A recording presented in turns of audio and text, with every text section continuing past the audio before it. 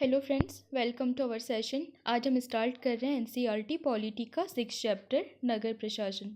तो उससे पहले मैं आपको नगरीय स्वशासन या नगर प्रशासन के बारे में एक हल्का फुल्का इंट्रो देने की कोशिश करती हूँ। जैसे जो नगर होते हैं, तभी इससे पहले हमने क्या पढ़ा था, पंचायती राज और गाँव में प्रशासन। तो जैसे गाँव का एक प्रशासन है, वैसे ही नगरों में भी एक स्थानीय स्वशासन है। संविधान के भाग 9 को आर्टिकल 243 तौ से लेकर के 243 य और 6 तक नगरीय स्वशासन से संबंधित प्रावधान है। 74वें संविधान संशोधन 1992 से इन्हें संवैधानिक दर्जा दिया गया था। जो 74वां संविधान संशोधन 1992 है, उसके माध्यम से 12वीं अनुसूची को संविधान में जोड़ा गया, जो कि नगर स्वशासन से संबंधित है। यह राज्य सूची का विषय है। और अब हम बात करते हैं कि इसमें संरचना और निर्वाचन कैसे कैसे करके है। जनसंख्या के आधार पर 3 प्रकार से नगर पालिका होती है, जैसे नगर पंचायत, नगर परिषद और नगर निगम। जो नगर पंचायत और नगर परिषद है, तो वहाँ के जो सदस्य होते हैं और अध्यक्ष होते हैं, उनका निर्वाचन प्रत्यक्ष रूप से जनता द्वारा किया जाता है। ये जो सदस्य होंगे, उनको कहते हैं सभासद और अध्यक्ष। नगर निगम के सदस्य पार्षद होते हैं, जिनका निर्वाचन जनता द्वारा किया जाता है। जो नगर प्रमुख है, उसको महापौर कहते हैं, यानी मेयर।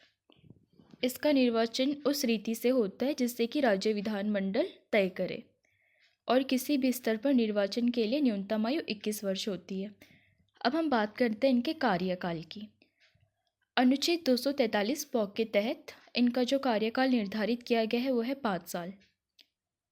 लेकिन इससे पहले भी भंग किया जा सकता है, और जो भंग कराने की स्थिति होती है, तो उस समय 6 माह के अंदर इनका निर्वाचन कराना जरूरी है, जो कि शेष कार्यकाल के लिए होगा। अब हम इनकी बात करते हैं आरक्षण। आरक्षण इनको मिलता है 243(9) के तहत। इसमें जैसे पंचायत होती है, उसी की तरह जो SC ST और महिलाएं, उनके लिए आरक्षण है। राज्य विधानमंडल विधि बनाकर OBC को भी आरक्षण दे सकता है। तो चलिए दोस्तों, अब हम बात करते हैं अपने इस चैप्टर की। एक गांव के मुकाबले शहर ज़्यादा बड़ा है और अधिक फैला हुआ होता है। शहर की गलियां ज़्यादा चौड़ी होती हैं। यहाँ के बाज़ारों में ज़्यादा भीड़ भाड़ होती है।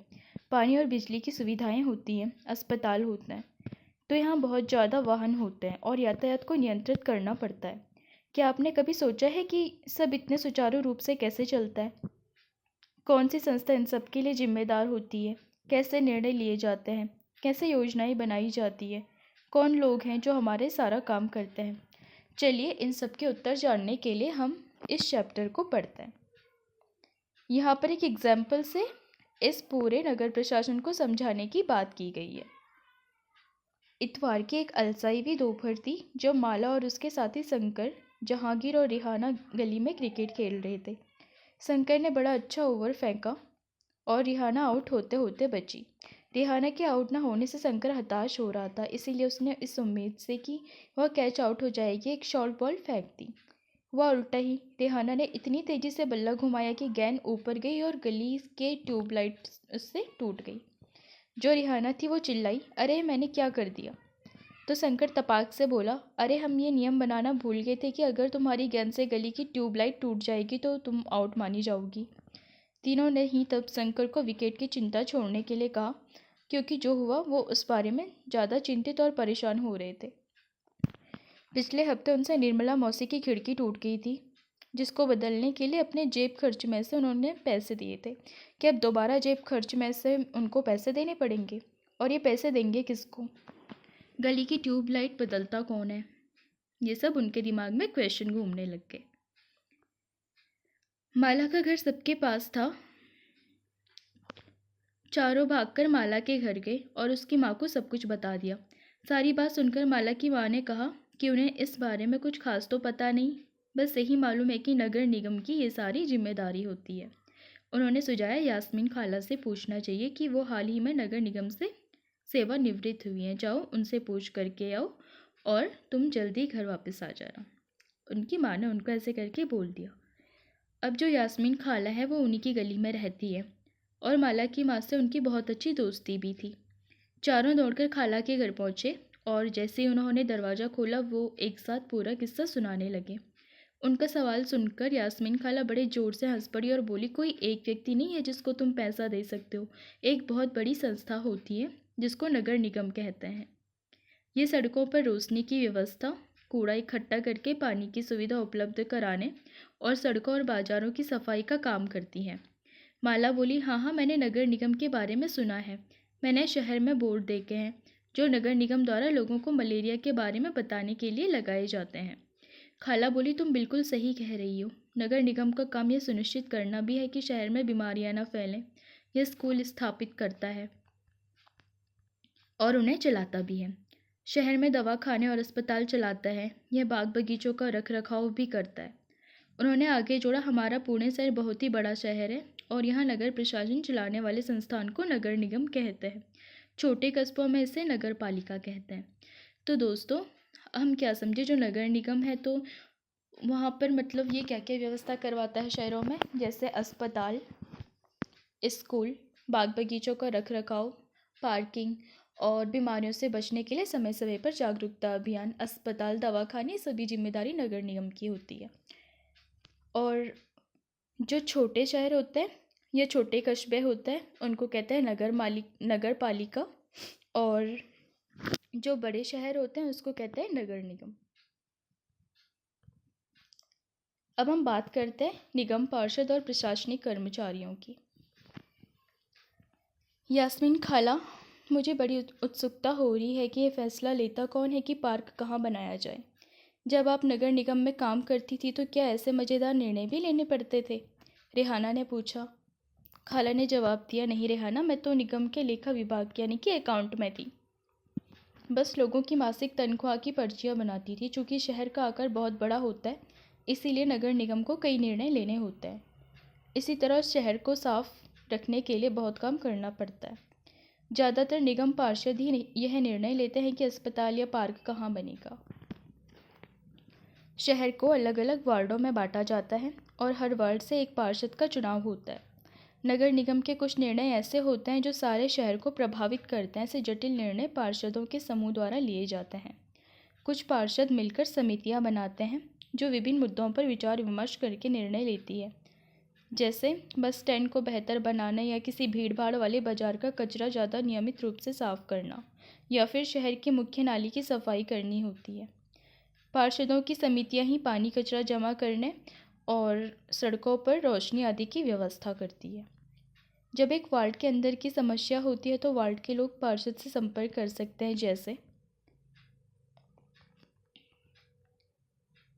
अगर बिजली की कोई खतरनाक तार लटक रही है और नीचे आ जाए तो स्थानीय पार्षद बिजली विभाग के अधिकारियों से बात करने में मदद कर सकते हैं।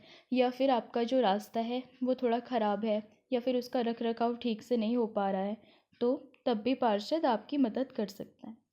जहाँ पार्षद की समितियाँ एवं पार्षद विभिन्न मुद्दों पर निर्णय लेने का काम करते हैं, वहीं उन्हें लागू करने का काम आयुक्त यानी कमिश्नर और प्रशासनिक कर्मचारी करते हैं। आयुक्त और प्रशासनिक कर्मचारियों की सरकार द्वारा नियुक्ति की जाती है, जबकि पार्षद निर्वाचित होते हैं। ये बहुत ज़्यादा इम्पॉर्टेंट डिफरेंस है दोनों के बीच में। तो नगर निगम में निर्णय कैसे लिए जाते हैं? रेहाना ने पूछा। वो कभी सोचना बंद ही नहीं करती। बच्चों के सवालों से खुश होते हुए यास्मीन खाला ने जवाब दिया, सारे वार्डों के पार्षद मिलते हैं और सबकी सम्मिलित राय से एक बजट बनाया जाता है। उसी बजट के अनुसार पैसा खर्च किया जाता है।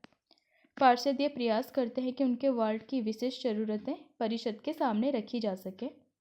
फिर ये निर्णय प्रशासनिक कर्मचारियों द्वारा क्रियान्वित किए जाते हैं।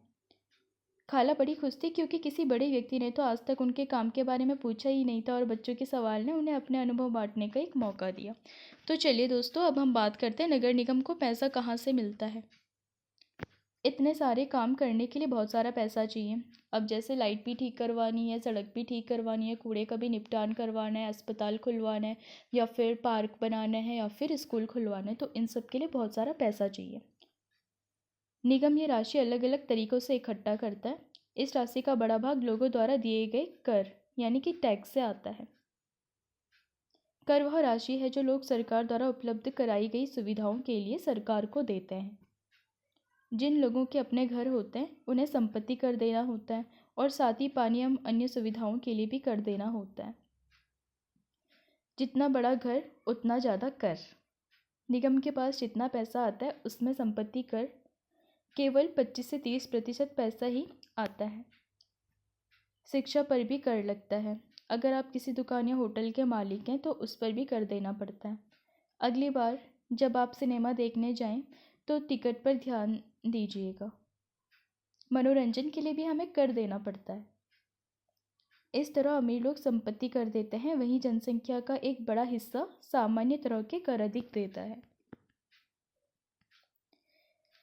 शंकर ने बड़ी उत्सुकता से पूछा, अपना शहर तो इतना बड़ा है, इसकी देखभाल के लिए बहुत लोगों की ज़रूरत पड़ेगी। खाला, तब तो नगर निगम में ढेर सारे लोग काम करते होंगे। अब तक क्रिकेट के मैच और अपने अधूरे ओवर की बात बिल्कुल वो भूल चुका था।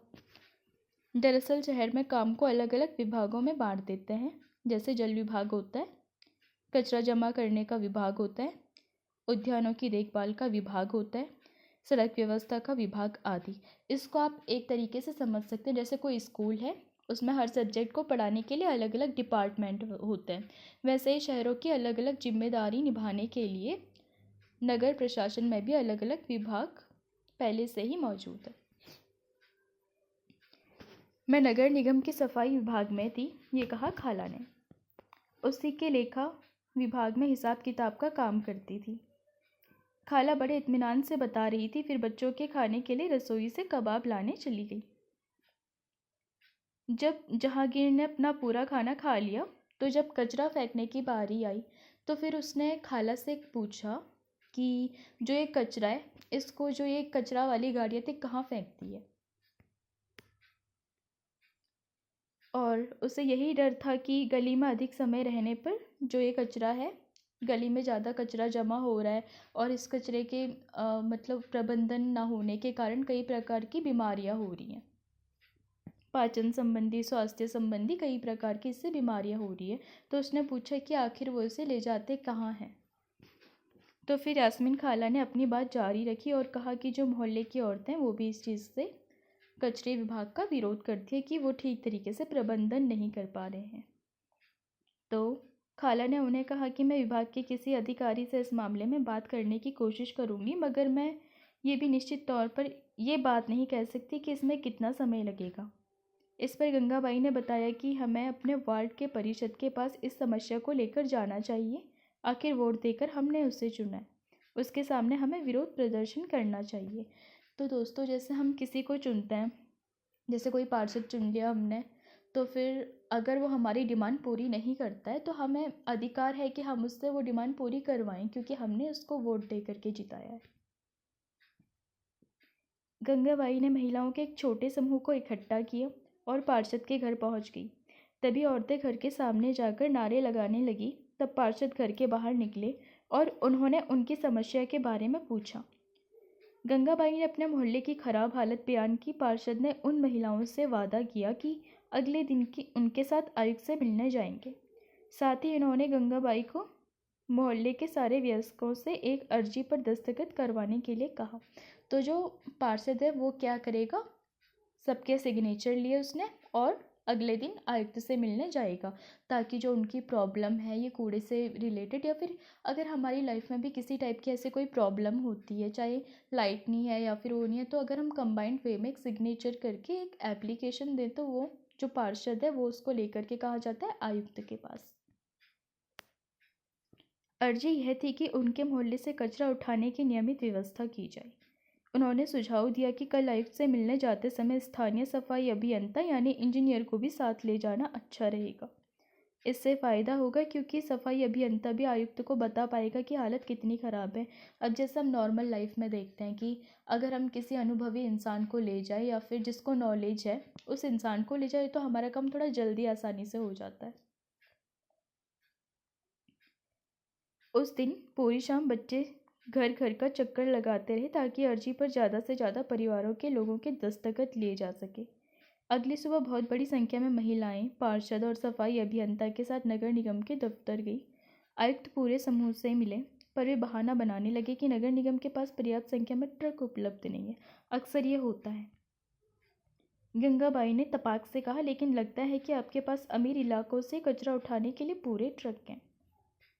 दोस्तों, इससे हम देखने को मिलता है कि जैसे जो बड़े बड़े शहर हैं वो तो काफ़ी साफ़ सुथरे होते हैं, बट कुछ छोटे शहर या फिर कुछ ऐसे कस्बे भी हैं जहाँ पर गंदगी अभी भी बहुत ज़्यादा है। और बड़े शहरों की भी बात करें तो जो मेन एरिया होता है तो वो ज़्यादा साफ़ रहता है, लेकिन अगर अंदर गलियों में देखा जाए तो अभी भी वहाँ पे कचरे का निपटान ठीक से नहीं किया जाता, क्योंकि इस चीज़ पे कोई ध्यान ही नहीं देता, ना पब्लिक और ना कोई मतलब पार्षद या कोई आयुक्त। क्योंकि हर किसी को अपना कचरा, क्योंकि हम नॉर्मल भी देखें, अगर किसी गली में कोई इंसान रह रहा है बड़े शहरों में तो वो अपना घर का कचरा तो साफ़ करता है, लेकिन अगले के घर के आगे डाल देता है। तो ये चीज़ भी एक मेन मुद्दा है। पब्लिक की उस चीज़ के अकेले अवेयर नहीं है तो फिर पार्षद और आयुक्त क्या करेंगे? पहले पब्लिक अवेयर होगी तो पार्षद और आयुक्त भी अवेयर हो जाएंगे। इसमें पहले पब्लिक अवेयर होगी, देन पार्षद और आयुक्त के पास तो अपनी ये चीज़ है, जो भी प्रॉब्लम है उसके समस्या के लिए जा सकती है, उसके समाधान के लिए जा सकती है। तो जो जहांगीर है उसने झट से कहा, इससे आयुक्त का तो मुंह ही बंद हो गया होगा। और नहीं तो क्या, उसने फ़ौरन इंतजाम करने के लिए कहा। यास्मीन खाला ने बताया। गंगाबाई ने आयुक्त को चेतावनी दी कि अगर 2 दिन के अंदर काम नहीं हुआ तो नगर निगम के सामने बहुत बड़ी संख्या में महिलाएं धरने पर बैठ जाएंगी। जैसे कि हमें पता है कि अगर कोई चीज़ हमारी डिमांड पूरी नहीं करता है, हम डायरेक्ट जा कर के किसी आयुक्त के पास या पार्षद के पास या नगर निगम के पास जा रहे हैं और वहाँ पर हमारी डिमांड पूरी नहीं हो रही है तो लोग धरने का भी सहारा लेते हैं। ये हमें आर्टिकल 19 में स्वतंत्रता मिली हुई है। तो क्या गलियों की सफाई हो गई? रेहाना ने झट से पूछा, जो कभी चीज़ों को अधूरा नहीं छोड़ती थी। 2 दिन तक कुछ भी नहीं हुआ। तो वो जब एक बहुत बड़े समूह ने विरोध प्रदर्शन किया, जोरदार नारे लगाए, तब जाकर बात बनी। अब मोहल्ले की सफाई नियमित रूप से होने लगी। ये तो बिल्कुल बम्बैया सिनेमा की तरह सुखद अंत हुआ, माला ने कहा। वह अपने आप को नेतृत्व करने वाली गंगाबाई की भूमिका में देखने का सपना देख रही थी। तो चलिए दोस्तों, अब हम बात करते हैं जो कि खाला थी, सेवानिवृत्त होने के बाद क्या क्या बदला। जो यास्मीन खाला थी तो उन्होंने बच्चों को जो नहीं बताया वो ये है कि जो हाल के समय है उसमें पैसा बचाने के लिए कई नगर निगमों ने कचरा उठाने और उसे ठिकाने लगाने के लिए निजी ठेकेदार रख लिए। इसको कहते हैं निजीकरण, यानी कि प्राइवेटाइजेशन। इसका मतलब है कि जो काम पहले सरकारी कर्मचारी करते थे वो काम अब निजी कंपनियां भी करती हैं। निजी ठेकेदार जिन मज़दूरों को कचरा जमा करने और उठाने के काम पर लगाते हैं उन्हें बहुत कम पैसा देते हैं। उन मज़दूरों की नौकरी अस्थायी होती है। कचरा उठाने का काम काफ़ी खतरनाक भी होता है। अक्सर उनके पास अपनी सुरक्षा के साधन नहीं होते। अगर काम करते वे घायल हो जाएं तो उनकी देखभाल करने वाला कोई नहीं होता।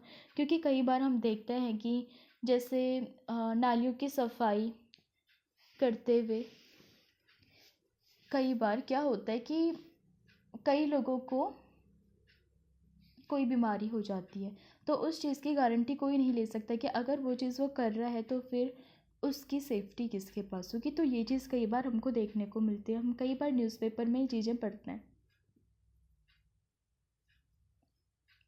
तो इन सब का एक ही सोल्यूशन है कि उनको सारे इक्विपमेंट और उनकी सेफ्टी के लिए सारे इक्विपमेंट्स और सुविधाएं प्लस उनको एक गारंटी के तौर पर कुछ मिलना चाहिए ताकि वो निश्फिक्र होकर के अपनी ड्यूटी करते रहें। बच्चों ने खाला का शुक्रिया अदा किया और जाने के लिए उठ खड़े हुए। जाते जाते रेहाना ने कहा, खाला बस एक आखिरी सवाल और है। घर पर अभी जो कूड़ेदान है वो भी क्या गंगाबाई का सुझाव था? खाला हंसने लगी, बोले, अरे नहीं नहीं, ये तो नगर निगम ने ही सुझाव दिया था कि हम खाने पीने और गलने वाली चीज़ों को एक कूड़ेदान में डालें और प्लास्टिक, कांच जैसे न गलने वाली चीज़ों को दूसरे कूड़ेदान में। जैसे कि आप देखते ही होंगे, एक ब्लू कलर का होता है और एक ग्रीन कलर का होता है। जब हम अपने कचरे की छटाई कर देते हैं तो निगम वालों का काम थोड़ा आसान हो जाता है। बच्चों ने इतने सारे सवालों का जवाब देने के लिए खाला का फिर से शुक्रिया अदा किया और टहलते हुए अपना वो घर चले गए। तो दोस्तों, यहाँ पे एक छोटा सा टॉपिक और है। 1994 में सूरत शहर में भयंकर प्लेग फैला था। सूरत भारत के सबसे गंदे शहरों में एक था। लोग घरों का और होटलों का भी कूड़ा कचरा पास की नाली में या सड़क पर ही फेंक देते थे। इससे सफाई कर्मचारियों को कूड़ा कचरा उठाने तथा उसे ठिकाने लगाने में काफ़ी मुश्किल होती थी। ऊपर से नगर निगम अपना काम नियमित रूप से नहीं कर रही थी, जिससे स्थिति और भी ज़्यादा बदतर हो गई। प्लेग हवा के जरिए फैलता है। मोस्ट इम्पॉर्टेंट, इन लोगों को प्लेग हो जाए तो उन्हें दूसरों से अलग रखना पड़ता है। सूरत में उस साल बहुत से लोगों ने अपनी जान गंवाई। करीब 3 लाख से अधिक लोगों को शहर छोड़ना पड़ा।